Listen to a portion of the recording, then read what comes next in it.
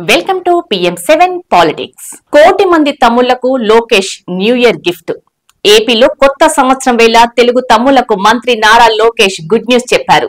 Party కోసం క్షేత్రస్థాయిలో శ్రమిస్తున్న కోటి మంది కార్యకర్తలకు మేలు చేసేలా ఒక కీలక ఒప్పందం కుదుర్చుకున్నారు. పార్టీ అధికారంలో ఉన్నా లేకపోయినా నిస్వార్థంగా పనిచేస్తున్న కార్యకర్తలకు మేలు చేసేలా ఈ ఒప్పందం కుదిరింది. దీంతో కొత్త సంవత్సరంలో టీడీపీ కార్యకర్తలకు లోకేష్ కానుక అందించినట్లయింది. ప్రస్తుతం రాష్ట్రంలో టీడీపీ సభ్యత్వాల నమోదు ప్రక్రియ చురుగ్గా సాగుతుంది.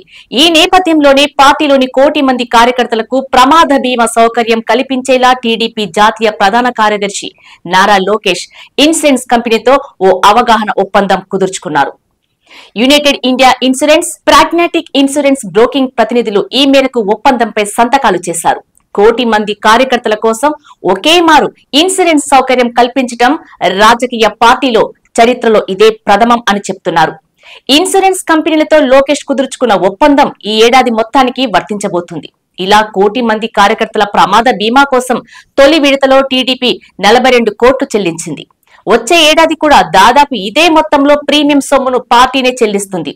ఈ ఒప్పందం ప్రకారం కార్యకర్తలకు ప్రమాదాలు జరిగిన సమయంలో 5 లక్షల వరకు బీమా సొమ్ము లభిస్తుంది.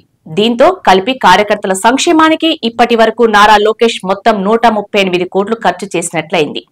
గత వైసీపీ ప్రభుత్వంలోనే వివిధ ప్రమాదాల్లో దెబ్బతిన్న టీడీపీ కార్యకర్తలను ఆదుకునేందుకు మంగళగిరిలోని కేంద్ర కార్యాలయంలో లోకేష్ ఒక ప్రత్యేక సెల్ ను ఏర్పాటు చేశారు.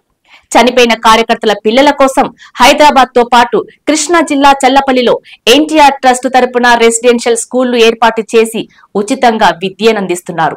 కుటుంబ సభ్యులలాగే పార్టీ కేడర్ను కంటికి రెప్పలా కాపాడుకునేందుకు లోకేష్ ప్రయత్నం చేస్తున్నారు.